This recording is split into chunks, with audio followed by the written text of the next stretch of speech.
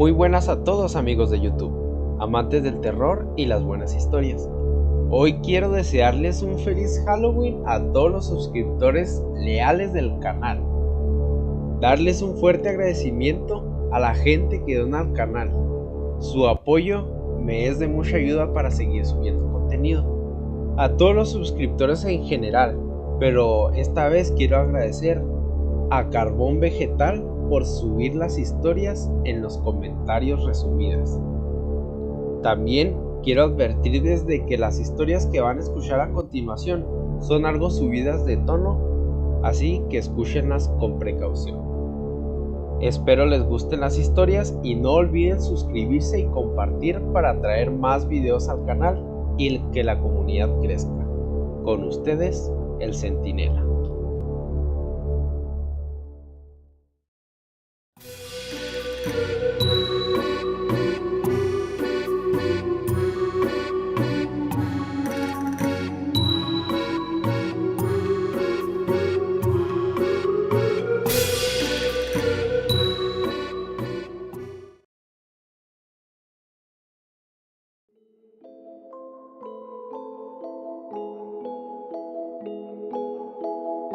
Albert Fish. Albert Hamilton Fish, también conocido como el vampiro de Brooklyn, o el hombre gris, es recordado como uno de los peores asesinos en serie de la historia. Su mayor afición, descuartizar y comer niños. Fish nació en Washington el 19 de mayo de 1870 con el nombre de Hamilton, aunque poco después se lo cambió por Albert, como un hermano fallecido para evitar las burlas de los niños que le llamaban ham and eggs, jamón con huevos.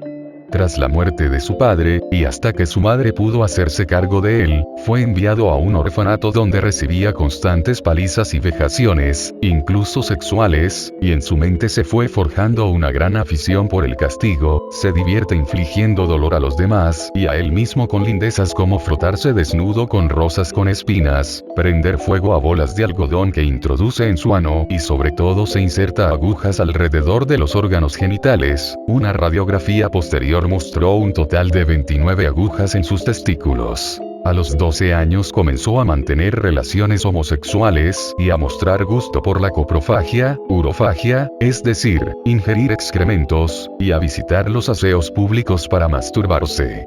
En esta etapa comienza su colección de recortes de prensa sobre asesinos en serie, y especialmente de caníbales, que es con quienes se siente identificado. Pocos años después ejerce la prostitución en Washington, donde viola a un niño. En 1890, Fish se muda a Nueva York, donde comienza a violar sistemáticamente a muchachos jóvenes, casi todos de clase pobre, un crimen que siguió cometiendo incluso después de su matrimonio concertado en 1898, se casó con una mujer 9 años menor que él y tuvieron 6 hijos. Poco después fue arrestado por malversación de fondos y sentenciado a prisión, yendo a la cárcel estatal de Sing Sing en 1903, lugar donde mantuvo relaciones sexuales con distintos hombres. En 1898, comenzó a trabajar como pintor de casas a lo largo de Estados Unidos, pero no dejó de lado su afición, llegando a violar a más de 100 niños, la mayoría menores de 6 años. Además, frecuentaba prostíbulos en los que pagaba por ser azotado. Entre 1910 y 1924 intentó asesinar a varias personas, la mayoría niños o deficientes mentales. No llegó a consumar ninguno de estos crímenes. En enero de 1917, su esposa lo abandonó. Fish comenzó a escuchar voces. Él mismo decía que seguía las instrucciones de Juan el Apóstol. En julio de 1924, intentaría su primer secuestro de una niña de 8 años, pero cuando la niña estaba a punto de irse con él, la madre los sorprendió y Fish huyó. Pero llega el año 1928 y Fish, con 58 años, asesinó a la primera niña Grace Wood, en un caso que fue ampliamente documentado e investigado por la policía, que detuvo a otro hombre por error. 7 años después, en noviembre de 1934, una carta anónima fue enviada a los padres de la niña, lo que condujo a la policía hacia Albert Fish. La madre, al no saber leer, la entregó a su hijo para que la leyera. Su contenido era terrible. Estimada señora Wood, en 1894 un amigo mío fue enviado como asistente de plataforma en el barco de vapor Tacoma, el capitán John Davis. Viajaron de San Francisco a Hong Kong, China. Al llegar ahí él y otros dos fueron a tierra y se embriagaron. Cuando regresaron el barco se había marchado. En aquel tiempo había hambruna en China. La carne de cualquier tipo costaba de $103 por libra. Así tan grande era el sufrimiento entre los más pobres que todos los niños menores de 12 años eran vendidos como alimentos en orden de mantener a los demás libres de morir de hambre. Un chico o chica menores de 14 años no estaban seguros en las calles. Usted podía entrar a cualquier tienda y pedir corte en filete o carne de estofado. La parte del cuerpo desnudo de un chico o chica sería sacada y lo que usted quisiera sería cortado de él. El trasero de un chico o chica, la cual es la parte más dulce del cuerpo, era vendida como chuleta de ternera a un precio muy alto.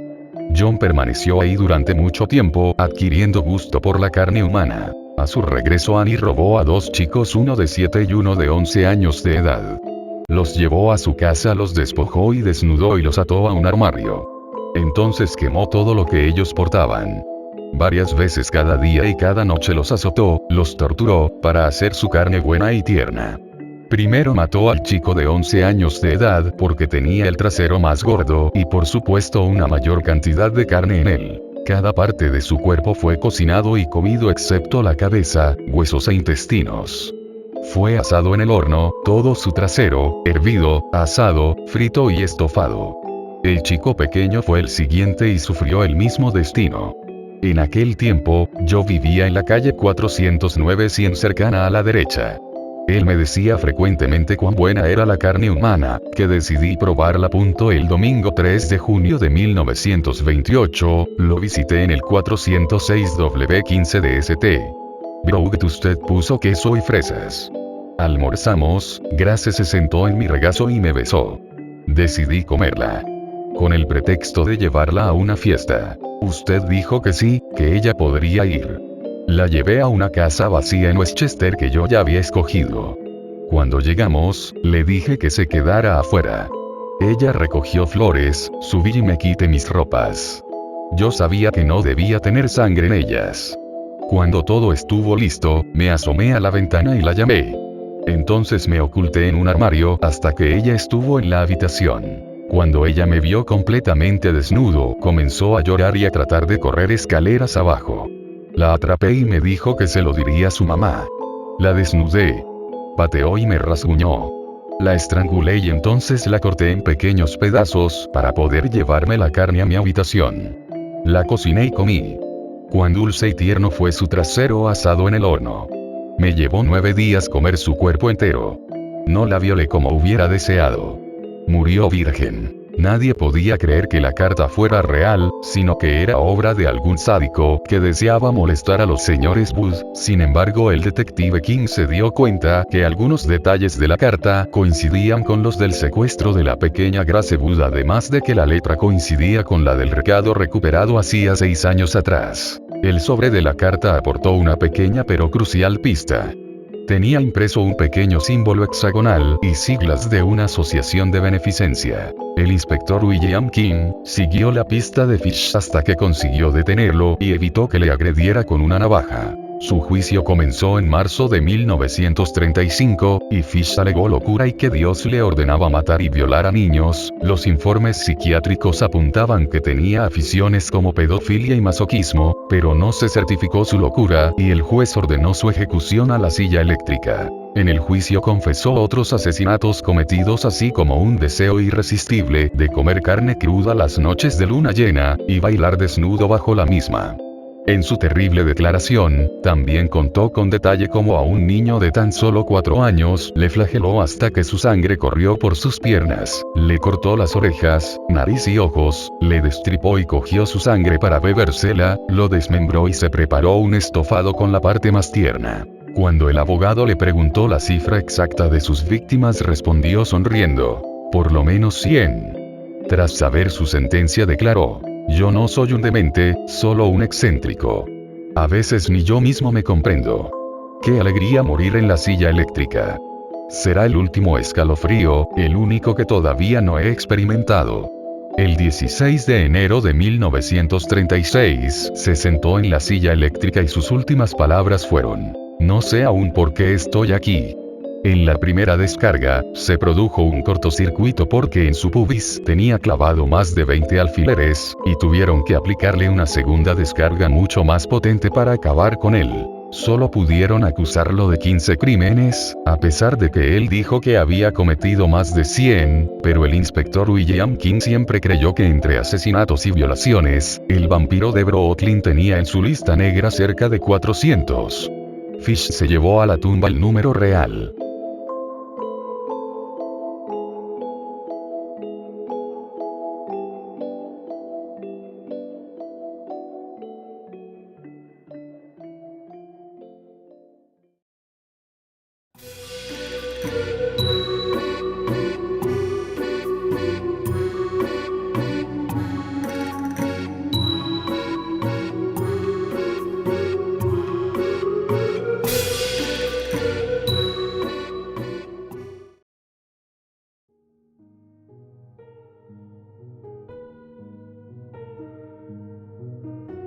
La pera de la angustia. Sí, has leído bien, ahí dice la pera de la angustia. Aunque no sepas de qué se trata, sabes que es terrible y si existió algo peor que la araña de hierro, fue esta herramienta. La pera de la angustia. La pera de la angustia era el dispositivo mecánico de tortura pensado para los homosexuales, los herejes y las brujas.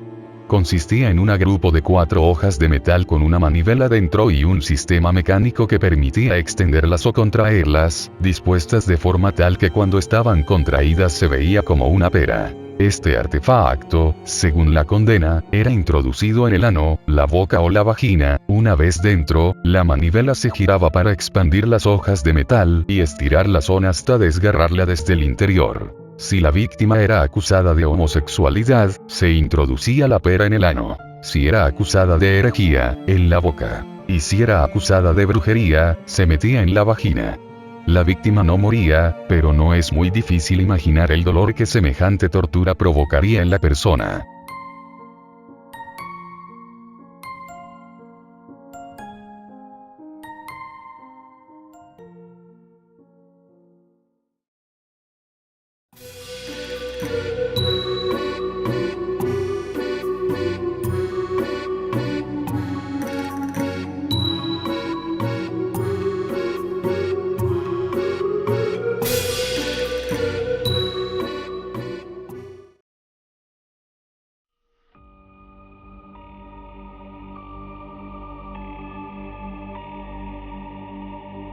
La secta satánica y el bebé. Estos fueron sucesos ocurridos en Santiago, Chile. Los miembros de la secta que lideraba el prófugo Ramón Castillo, 35 años, o también conocido por los integrantes como Antares de la Luz, arrojaron a una hoguera al bebé que sacrificaron en Coyihuay para luego drogarse con un potente alucinógeno, según los nuevos antecedentes entregados por la FDI sobre la noche en que fue asesinado el menor en medio de un ritual cuyo propósito era salvar al mundo.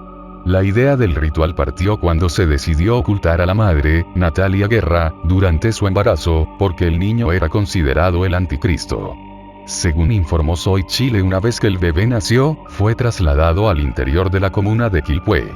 El niño asesinado era hijo del propio Castillo, quien se hacía llamar Antares de la Luz. El sujeto era visto por los demás integrantes del grupo como un dios, por lo que supuestamente, no podía tener hijos.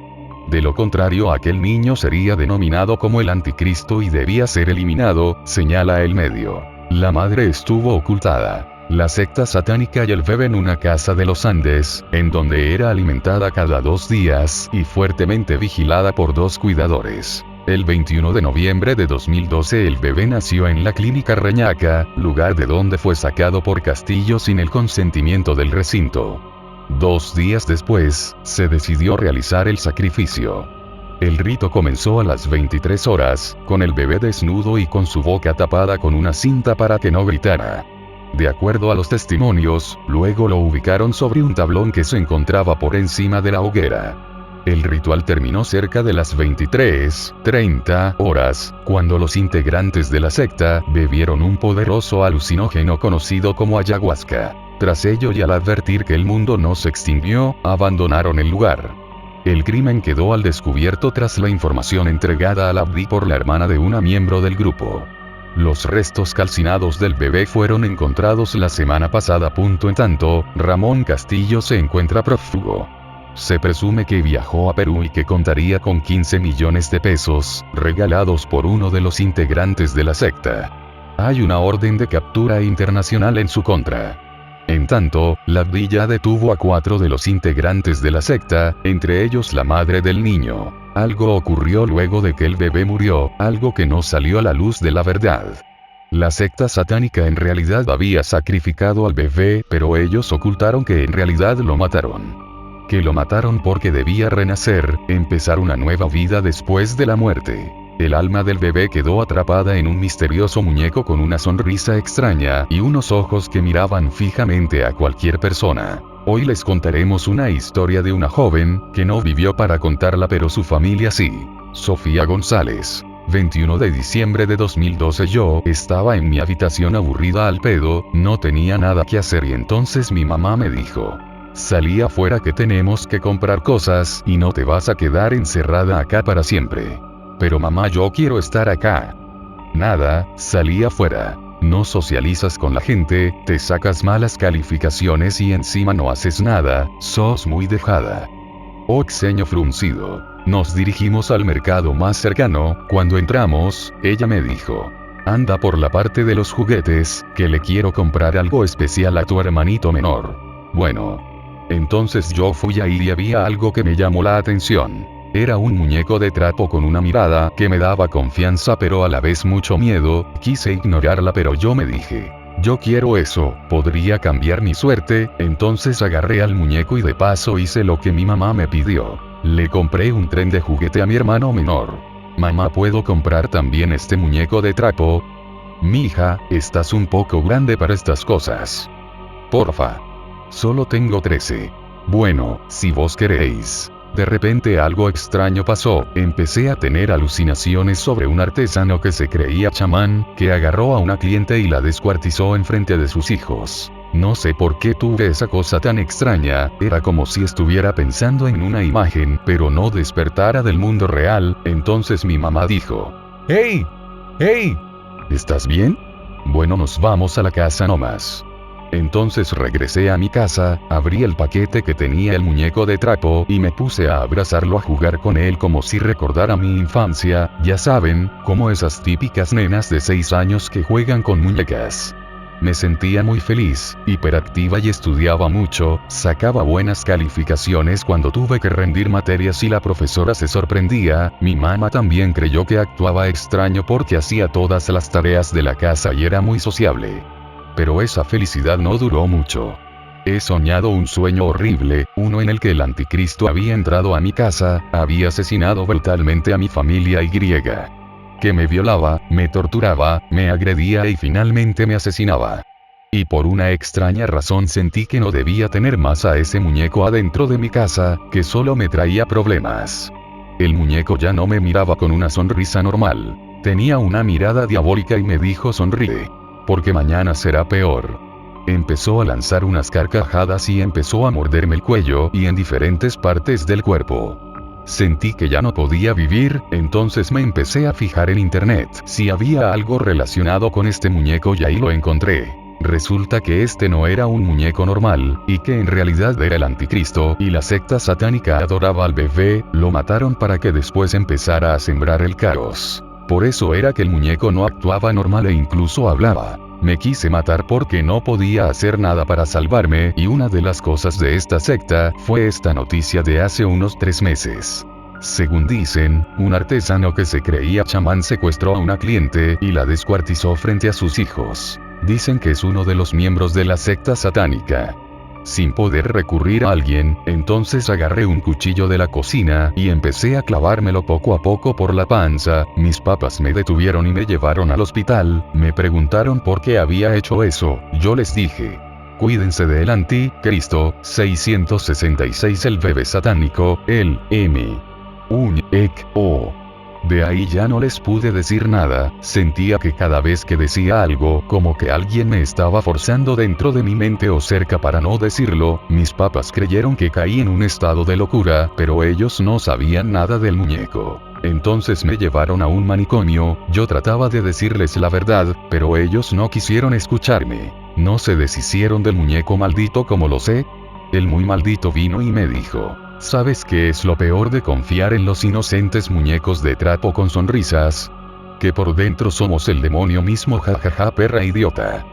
Tu familia no se va a salvar de mí, ya que soy yo el anticristo, el hijo de Satanás, el mismo diablo príncipe de la maldad. Voy a sembrar muerte, terror, miedo y locura y no vas a hacer nada para evitarlo. Sonríe mientras vivas, porque después te verás con una expresión de horror y en 3 días morirás, dijo. Yo me quedé con una expresión de terror. Cometí un error grave al comprar ese muñeco, lo siento, es mi culpa. Estarán muertos todos. Empecé a llorar y un día antes de morir mi familia vino a visitarme. Hola mi niña, ¿estás bien?, dijo mi mamá triste y preocupada. No, no lo estoy, tenemos que hablar, dije con una cara larga y lágrimas. ¿Qué pasa? Yo sé que no me vas a creer, mamá, pero yo te advierto, que así como hay gente buena en el mundo también hay gente mala. Y una secta satánica con un salvador, el anticristo. Resulta que era un bebé al que asesinaron hace un mes y ahora el bebé ha renacido. ¿Sí?, dijo con un tono más preocupación. Y él es el que va a provocar el fin del mundo, como lo conocemos, y empezará por matar a todos ustedes, dije llorando. Tranquila, todo estará bien, quiso alegrarme un poco, aunque no lo suficiente. Gracias por querer hacerme feliz, aunque no lo lograrás. Me da pena que no pueda hacer nada por evitar que mueran. Mira, a pesar de todas las locuras que hiciste, creo que tú tienes razón, pero la vida continúa sin importar lo que pase. Yo creo que hay un Dios en el cielo que todo lo ve. Bueno, supongo que debería dejar a un lado un poco mi escepticismo. Yo quiero que sepas que a pesar de todo siempre estaremos contigo, en las buenas y en las malas. Somos familia y vamos a morir como tal. Después de eso empezamos a comer un poco y otra vez, como era de esperarse, me puse paranoica, empecé a oír voces alrededor mío, me susurraban. Es el fin, la tierra está perdida, el rey del infierno, nuestro amado amo, que agarra a los alumnos del infierno con la carne bronceada y runas acariciadas de lágrimas negras de la corrupción de 50.000 ocultistas. El fin del mundo está cerca, la gloria de él se acerca con valentía, absorbiendo y devorando almas humanas, alimentándolas de miedo, odio, corrupción, locura, envidia, avaricia, etc. Todos estaban perdidos, todos menos nosotros, sus seguidores. Él nos llevará al infierno y nos dejará disfrutar de su eterno ardor por los siglos de los siglos. Él hace que las voces del infierno tiemblen ante todos con gritos y gemidos mortales, sufriendo ya en su otra vida. El amo dijo que si no lleváramos el signo 666, no teníamos derecho de vivir ni de comprar cualquier producto necesario para la vida. Él matará a los mártires de Dios y ya no habrá esperanza, sino pura desesperación humana. Nosotros disfrutaremos de la desesperación infernal a la que estaremos sometidos con regocijo. Desde que oí eso ya no miraba a mi familia, estaba mirando al infierno mismo y a unas manos con la carne de color rojo de demonio tratando de agarrarme y torturarme. Resulta que todo el tiempo he sido yo misma, me he estado haciendo estas heridas yo misma. Enfermera, ¿esto es normal? Sí señora, los locos están acostumbrados a la paranoia y a decir cosas muy raras de otro mundo, haciendo seña de que estoy loca. En ese mismo instante el demonio entró a mí y dijo: ¿a quién le dices loca, puta? Tú que engañas a tu marido y con otro, perra. Jaja, todo está perdido, te vas a ir al infierno, perra, ni Dios te va a salvar. De repente, agarró a la enfermera y la asesinó de una forma brutal. Después de eso empezó a tallar un mensaje en su cuerpo que decía 666, el rey ha renacido, mortales, sucumbid a su poder 666. Luego volví a la normalidad y mi familia se escapó de ahí, pero ese muñeco seguía atormentándome, me miraba fijamente y dijo: esta es la última vez que vas a sonreír, disfrútalo, maldita perra que no sabe hacer nada más que llorar. Luego de eso su familia se fue al siguiente día al manicomio y la encontraron muerta con la cabeza cosida a una tortuga y un mensaje en su pared que decía: sonríe, mañana será peor. Después de eso, fue su familia la que empezó a tener visiones malas sobre el fin del mundo. Su hermano se enojó mucho por la muerte de su hermana y con un crucifijo y con lágrimas le dijo al demonio, el muñeco: ándate, hijo de puta, nos hiciste la vida miserable, ¿qué más quieres? ¿Qué más quieres? Y con esto el muñeco se quemó y murió, pero eso no detuvo lo que pasaría tarde o temprano. El anticristo reinaría la tierra, antes de que venga el Salvador de los hombres.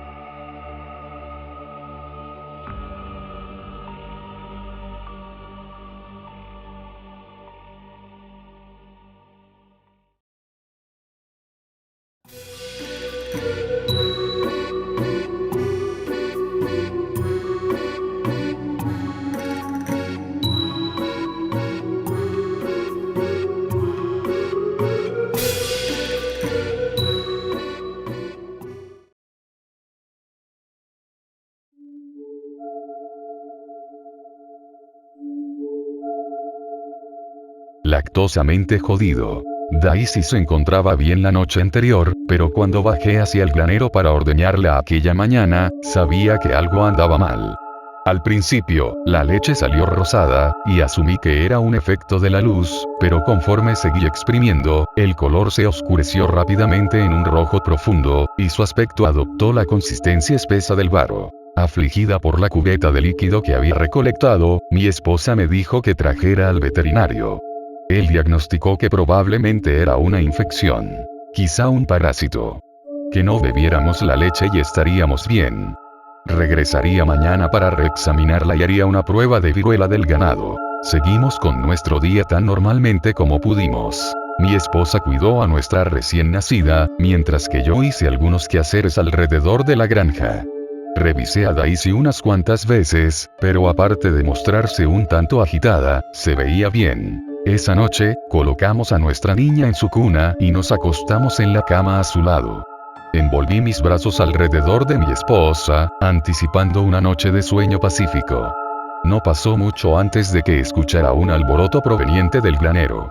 Era un sonido terrible, un aullido como de burro enfatizado con un amplificador. Tenía que ir a revisar. Salí de la cama en un apuro y corrí hacia el granero, encendiendo los interruptores de la luz para ver lo que estaba sucediendo. Daisy se estaba desangrando ferozmente desde sus ubres, y pateaba su establo como un toro de carnaval enardecido. El heno y tierra volaban por el aire mientras ella se sacudía salvajemente. Traté de apaciguarla, pero arrancó la puerta del establo de sus bisagras y me tiró hacia el suelo mientras huía con una estampida. La alcancé una vez que se vino abajo sobre nuestra pradera. Apenas estaba respirando.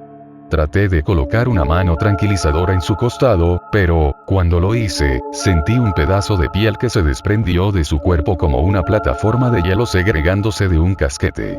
Aulló, pero no tenía la fuerza para moverse. La observé, asombrado, a medida que la sangre comenzó a fluir por las esquinas de sus ojos.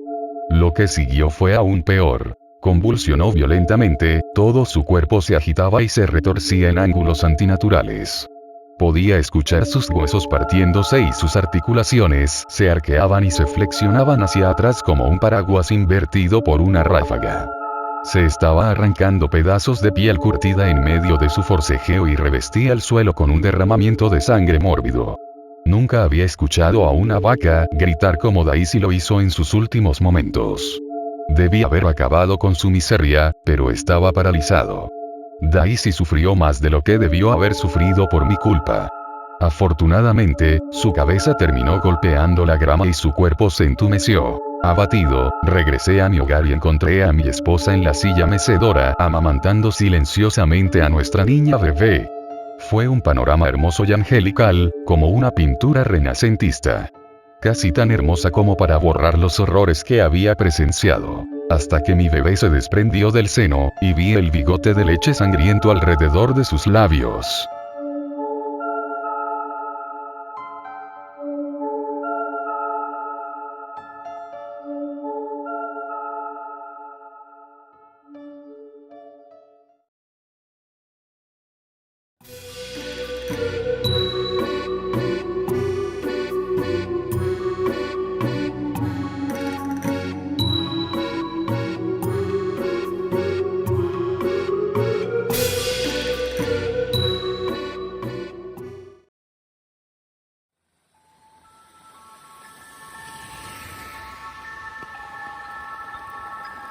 Lo hago por amor. Alicia era mi novia, la más dulce chica que pueda existir.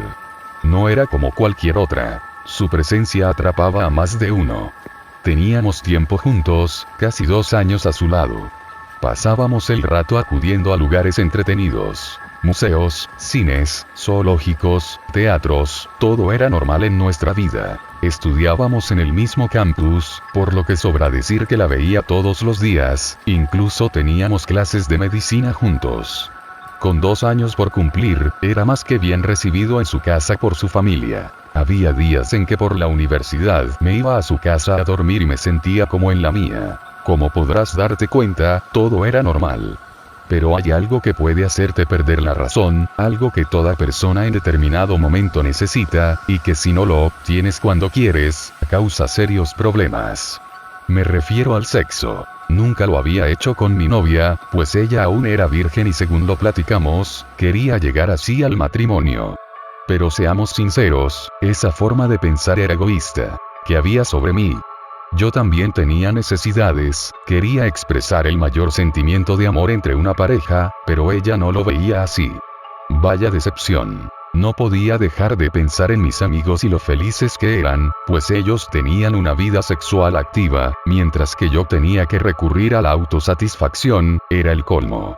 Cada día un sentimiento se desataba dentro de mí, eran unas ganas inmensas de poseer a Alicia, de hacerla mía y desquitar la furia que crecía en mí por no poder llevarla a la cama. Entonces comencé a idear un plan: si ella no quería entregarme su virginidad, tendría que quitársela a costa de lo que fuera.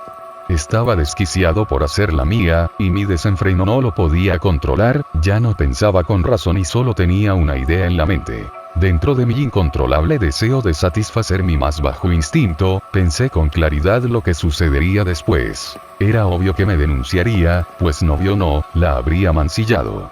No podía dejar que eso pasara, no cuando uno tiene una vida por delante, un futuro prometedor.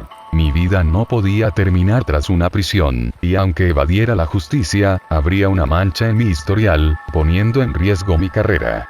Así que debía deshacerme de ella después de someterla a mí. La extrañaría, pero bueno, fue su culpa por no darme lo que ansiaba de ella desde hace tiempo. Fue algo simple, no necesité de mucho más que de una cuerda y una mente torcida que clamaba por sentir toda esa euforía durante el sexo. Como cada viernes mi casa estaría sola, debido a que mi padre, un médico respetable y con un poco de renombre, trabajaba por las noches. La invité a quedarse en mi casa, no era nada extraño que se quedara conmigo dichos días. Llegamos poco después de las 10 p.m. Estábamos cansados, había sido un día agotador. No podía dejar de pensar en que por fin sería mía, y eso me devolvía el ánimo y las fuerzas. Se recostó en mi cama y yo tras de ella. Siendo cualquier otro día, le daría un beso de despedida y me iría a otra habitación. Pero este sería diferente. La abracé y besé su cuello, estaba cansada pero reaccionó a mi gesto y me dio un beso. Tocaba su cuerpo con desesperación, lo cual notó y pidió que fuera más lento. Para ese entonces mi mente se había ido, y dentro de la poca cordura que tenía comencé a desarrollar mi plan. Juguemos un poco, le dije. ¿A qué quieres jugar? Me contestó. Yo te ataré con esta cuerda y fingiré que te secuestro, mencioné con un gesto de juego. Sí, está bien, devolvió ella. Todo iba perfectamente, le amarré las manos por detrás y los pies, y cubrí sus ojos y también su boca con un pañuelo. Besé su mejilla, y le dije. Basta del juego. Se rió. Le quité el pañuelo de los ojos y desamarré sus pies, ya que para lo que seguía necesitaba que sus piernas pudiesen abrirse. Me lancé sobre ella y comencé a besarla con locura, sin miramientos, la tocaba y la mordía por todos lados, su mirada era de confusión. Me despojé de mis ropas y quedó a la vista mi gran erección. Sonreí maliciosamente, y le dije. Lo hago por amor. Se soltó a llorar, pero eso no me importaba, nadie la escucharía. Me le abalancé encima y le quité su blusa. De verdad que lo disfrutaba, cada momento, cada instante era demasiado bueno como para ser cierto. Mordí sus senos con tal fuerza que los hice sangrar, la besaba en el cuello y mis palmas recorrían su cuerpo con furia. Le rompí el pantalón, me sentía una bestia. A pesar de ser mi novia, tuve que golpearla en la cara, ya que sus gritos, no audibles para los demás, eran incómodos para mí. Cuando le arranqué el pantalón metí mi cabeza entre sus piernas. Su olor, era un olor exquisito. Olor a pureza y virginidad. No pude esperar más, quité su panty y de un solo golpe la penetré. Ella soltó un grito ahogado. Yo, por mi parte, estaba extasiado, sentir mi pene dentro de ella era magnífico. Saber que fui el primero en estar dentro de ella, de hacer la mujer alzó mi ego, y durante un momento estuve solo sintiendo toda su virginidad desvanecerse. La tomé por los senos y la embestí con furia, cada vez más rápido y cada vez más eufórico. Después de un rato eyaculé dentro de ella, terminando así mi cometido. Pero era solo una parte. Me levanté, le di un beso y me metí a bañar. Sabía que no iría a ningún lado, estaba muy débil y en estado de shock. Salí de la regadera, me vestí y me dirigí al garaje por un serrucho. Me pasaría la noche cortando el cuerpo de mi novia, pero ¿qué más podía hacer? Tenía que ser precavido y cauteloso. Regresé a la habitación, ella seguía ahí, llorando con mucha pena. Al verme entrar con el serrucho en la mano su mirada cambió, era una mirada de pánico y temor. Le dije una vez más. Lo hago por amor. Se soltó a llorar nuevamente haciendo movimientos de que no lo hiciera, pues sabía lo que seguía para ella. Se veía tan tierna suplicando por su vida. La arrastré hacia el baño y ahí le di el último beso con vida. Después le corté la cabeza. En clase de medicina usamos material especializado para hacer amputaciones, de haber sabido que con el serrucho sería un salpicadero de sangre no me hubiera puesto mis mejores jeans. Tras 2 horas cortando el cuerpo, limpié todo y drené las partes en la tina del baño de mi papá. Metí todo en una bolsa negra, salvo una parte de ella. Salí en mi carro con mi novia en la cejuela y me dispuse a ir hacia el canal de desagüe de la ciudad, lugar en donde arrojé la bolsa. A lo lejos vi cómo se perdía y le mandé un beso antes de que desapareciera. Como era de esperarse, días después, su familia me llamó para preguntar en dónde estaba ella, a lo cual preocupadamente dije que no sabía, y salí a buscarla acompañado de sus padres. La policía comenzó la búsqueda, y yo no podía hacer más que mostrarme deshecho ante la situación. Tras un mes, encontraron la bolsa con los restos de mi novia. Su familia estaba devastada, triste y confundida, ¿cómo alguien podía hacer semejante barbaridad a tan dulce chica? Debido a que no tuve problemas con mi novia y que era visto como una persona de bien, no fui sospechoso en la investigación. Me aseguré de no dejar ningún rastro que me involucrara, salvo cierta parte que se encuentra escondida, bastante bien escondida en mi alcoba. Si algún día tengo que desahogarme ya no recurro a la autosatisfacción, solo saco la vagina de mi novia, y me dispongo a disfrutar. Las personas normales lo llamarían locura, yo le llamo satisfacción, y saben, todo lo hago por amor.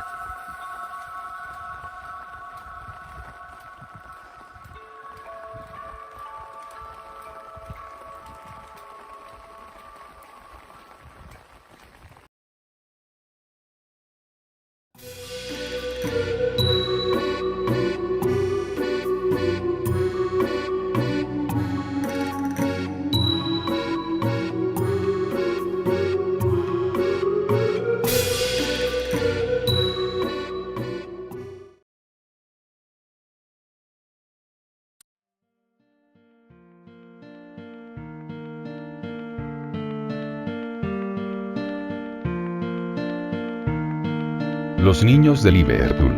Nacidos en Liverpool, Gran Bretaña, en 1983, los niños Robert Thompson y John Venables tenían 10 años de edad y un historial problemático en la escuela. Provenían además de familias disfuncionales. Eran chicos que siempre reprobaban en el colegio, con dramas de alcoholismo, violencia familiar y divorcios en sus casas. Robert Thompson era un niño que había aprendido a desconectarse emocionalmente por los traumas que había sufrido desde pequeño, sobre todo el abandono de su padre, que les dejó cuando tenía 6 años, y la violencia que había visto en casa antes y después de eso. Los paralelismos con John Venables resultaban evidentes. Ambos tenían problemas en su casa, un entorno violento donde se abusaba del alcohol, graves conflictos entre sus padres, hermanos con dificultades de aprendizaje y, además, sufrían el acoso de sus compañeros. Por eso se hicieron tan amigos. Unos días antes, habían visto juntos la tercera película de Chucky, el muñeco diabólico. Esa cinta, según declararían meses después, los inspiró para cometer la acción que emprendieron. El 12 de febrero de 1993, Robert Thompson y John Venables faltaron a la escuela. Días antes habían intentado robarse a un niño, pero la madre había regresado pronto y no lo habían conseguido. Ese día lo intentarían de nuevo. Habían estado dando vueltas por los alrededores del centro comercial Strand de Bootle. Tiempo después, una anciana recordó que ese día los chicos se burlaron de ella por caminar encorvada. Una empleada afirmó que los echó de la oficina hipotecaria donde trabajaba, después de que entraran gritando y revolvieran los folletos de información. Uno de los niños fue visto también en la librería del centro comercial, hojeando un cómic. Cuando la dependienta le preguntó si quería algo, tiró el cómic y salió huyendo. Mientras tanto, Denise Bulger y su hijo de 2 años, James Patrick Bulger, estaban haciendo compras. Para las 15:37 horas, el pequeño James y su madre entraban en una carnicería. Las cámaras de vigilancia del centro comercial registraban todo, paso a paso, con la hora sobrepuesta a las imágenes. Una documentación en video del itinerario fatal de esa mañana invernal. Desde muy cerca, los 2 niños vigilaban. A las 15:38, el pequeño estaba junto a la puerta de la tienda, esperando a que su madre terminara. A las 15:39, cuando Thompson y Venables le tendieron la mano, el niño, curioso y de naturaleza jovial, no lo pensó 2 veces. A las 15:40, Denise salía de la tienda y buscaba a James. A las 15:41, James reaparecía en otra cámara. Caminaba por la galería principal del centro en compañía de 2 niños mayores que él. A las 15:42, James se acercaba a la puerta del recinto, dando la mano a uno de sus acompañantes. A las 15:43, el trío abandonaba el centro. Esa fue la última imagen de James Bulger con vida. La madre lanzó la alarma de inmediato, pero ya era tarde.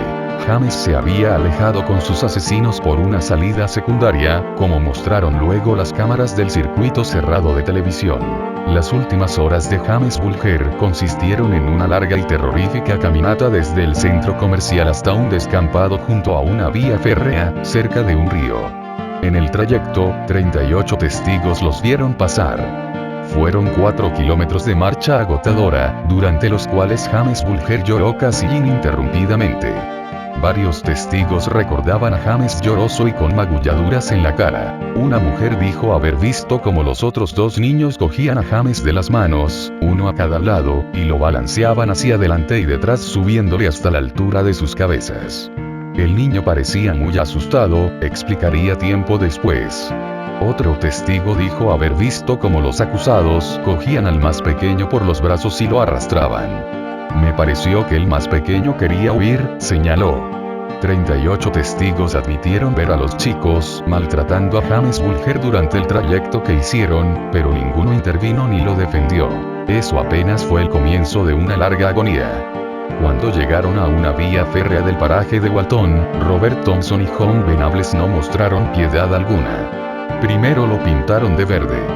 Luego le arrojaron ladrillos encima al pequeño y lo golpearon repetidas veces con una barra de metal. Thompson le dio una patada tan fuerte en la cara que le dejó la huella marcada en la piel. Le rompieron las manos y los dedos pisoteándoselos.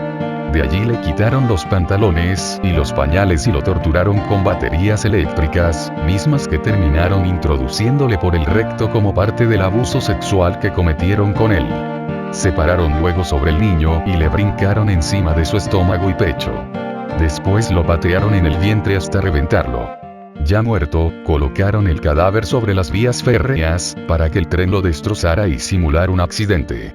Se alejaron riendo y burlándose de algunos detalles, de regreso a sus respectivas casas. El secuestro desató una cacería humana sin precedentes. Scotland Yard movilizó a cientos de agentes por toda Gran Bretaña. El cadáver del niño fue hallado el 16 de febrero, tras 4 días de búsqueda nacional. El tren lo había partido en 2.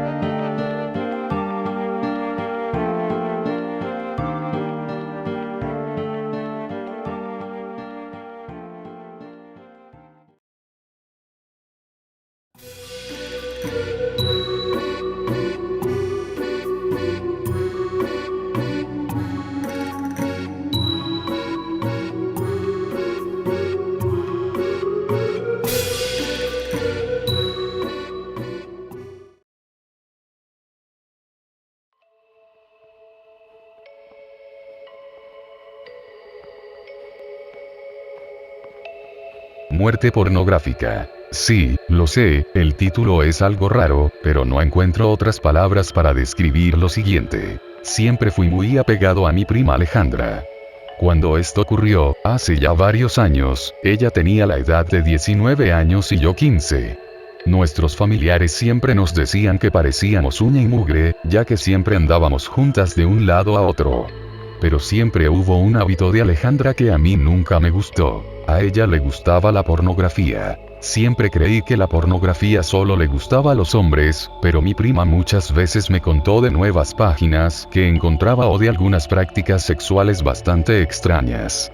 Como ella sabía que a mí no me gustaban esas cosas, se limitaba a contarme de vez en cuando los resultados de sus búsquedas, pero jamás me incitó a ver una página así. Cierto día de abril, me contó que había encontrado una página nueva en donde si te registrabas, tú mismo podías hacer tus videos o tus fotos XXX. El primer error que cometió fue el de registrarse. En un inicio ella miraba pornografía, pero jamás subía fotos suyas o daba alguna información acerca de su vida. Desgraciadamente, después me enteré de que había empezado a tener varios seguidores en esa página porque había empezado a subir fotos de ella desnuda. Entonces nuestra relación se fue debilitando poco a poco, hasta que terminó por extinguirse. Pasaron algunos meses en los que no tuve contacto con ella, pero una noche acudió a mi casa, llorando y pidiéndole a mis papás que la dejaran hablar conmigo. Mis papás, preocupados, nos dejaron charlar a solas. Alejandra me contó que desde que empezó a subir ese tipo de fotos, una chica de nombre Esther la había agregado como amiga, y que en la página de Esther había fotos de ella haciendo muchas cosas incorrectas. A pesar de saber que de esa amistad no saldría nada bueno, mi prima aceptó ser su amiga y poco a poco fueron compartiendo fotos y experiencias. Después de contarme esto, mi prima se puso muy nerviosa y me dijo que desde hace algunos días, Esther subía fotos en donde aparecía desnuda y llena de sangre, con su cuerpo mutilado, moretones en su cara y cadenas en sus pies. En pocas palabras, eran fotos de ella asesinada, en las que también se veía la sombra de quien había tomado las fotos, y mi prima sospechaba que el mismo fotógrafo era el asesino. Aunque su relato me sorprendió, aún no comprendía del todo por qué Alejandra quería hablar conmigo, pero la respuesta a esa pregunta me llegó pronto. Mi prima me dijo que en los comentarios de las fotos del asesinato de Esther aparecía un link bastante extraño, y que ella, por curiosidad, se atrevió a abrir esa página. Lo que vio fue algo perturbador. Cientos de fotos de chicas asesinadas de la misma manera que Esther, y al final de cada foto, la leyenda "tú eres la siguiente", acompañada de la foto de mi prima. Obviamente ella se asustó y cerró de inmediato la página. Pero dice que cada noche podía ver a un hombre en su ventana, sosteniendo una cámara en sus manos. Y cuando lo miraba detenidamente, podía ver que ese hombre solo tenía una horrenda sonrisa en la cara. Sin ojos ni nariz. ¿Qué podía hacer yo? Aunque no creía su historia, le permití que durmiera varios días en mi casa, y como ella no vio en esos días nada extraño en las ventanas ni nada por el estilo, se sintió lista para regresar a su departamento. Después de un tiempo dejé de saber de ella, hasta que un día mis padres me informaron que la habían asesinado. Pero no me dijeron cómo o por qué. Tampoco me dejaron ir al funeral esa tarde, así que decidí meterme a la red social pornográfica en la que se había suscrito. Y ahí estaban. Fotos de ella, un día antes de su muerte, amarrada a una cama, desnuda y con muchas agujas en su cuerpo, llagas en los brazos y moretones en su cara. No pude ver las siguientes fotos. Lo único que me alegró fue no ver el link que ella me describió, aquel en donde le anunciaron que ella sería la siguiente. Cuando les conté a mis papás de lo que vi, y quisimos revisar la página, esta había sido dada de baja, y el cómo murió mi prima quedó en una pregunta sin respuesta. Aunque juraría que ayer, cuando dormía, pude ver la silueta de un hombre en la ventana de mi vecina, un hombre sosteniendo una cámara. Pobre chica, pensé. Todo por subir sus fotos a una página de internet.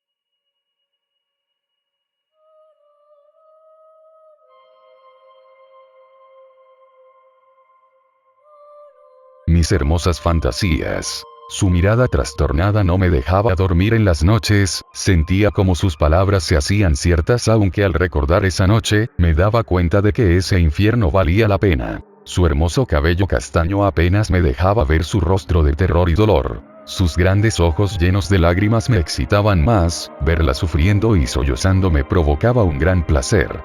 Catalina era una linda jovencita de 18 años.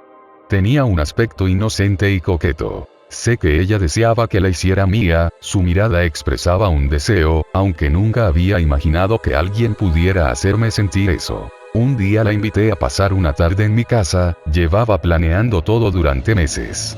Le dije que subiéramos a mi cuarto para ver unas películas. Me embriagaba el olor a jazmín de sus ropas. Cuando despertó, me emocionó ver su rostro al percatarse de que estaba atada. Intentó gritar pero no producía ningún sonido. Podía observar cómo su delicado cuerpo se retorcía al sentir el frío cuchillo que rozaba su entrepierna, dibujando suaves líneas en sus muslos. Su cara de dolor me producía un gran placer. Decidí amarrarla de tal manera que su rostro observara hacia el suelo, su trasero se veía delicioso. Tomé un palo que tenía cerca y comencé a penetrarla salvajemente, pude ver cómo sus partes sangraban, pero no quería parar. Decidí controlarme, ya que sabía que había guardado lo mejor para lo último. La volví a poner en la posición inicial para así poder disfrutar de sus últimos gestos. Mientras contemplaba su última mirada, me di cuenta de que algo andaba mal. Fue en ese momento en que escuché su voz, me decía: tu vida se convertirá en un puto infierno por todo lo que me has hecho. Estas palabras me impresionaron bastante, ya que me había asegurado de destruir por completo sus cuerdas vocales, introduciendo un alambre de púas a su garganta. Esta pequeña amenaza no me detuvo, así que continué. Era una chica virgen, pude sentir su dolor cuando la penetré, sentía que estaba gozando, esto me frustró, por lo que comencé a morder sus senos de tal manera que su carne se desprendió, y su expresión de terror me excitó bastante. Tomé una cadena que yo mismo había dejado allí en caso de que la brutalidad se hiciera aún más necesaria, y la coloqué alrededor de su cuello. Mientras más fuerte la penetraba, más apretaba la cadena, viendo así como sus labios se tornaban de un violeta azulado. Estaba tan acelerado que terminé dentro de ella. Limpiando ese hermoso y poético desastre sentía mi corazón estremecerse, y sus vanas palabras empezaban a tomar cierto sentido. Mientras colocaba cuidadosamente el cadáver sucio en una bolsa, me sentía impaciente, paranoico, porque de pronto alguien me descubriera. Era algo apresurado, pero al limpiar la sangre con un trapo viejo y mojado, tomé la decisión de irme a otra ciudad y cambiar mi vida completamente. Y aquí estoy, atormentado por su recuerdo, aunque tengo un fuerte deseo de volver a realizar otra actividad recreativa de ese tipo.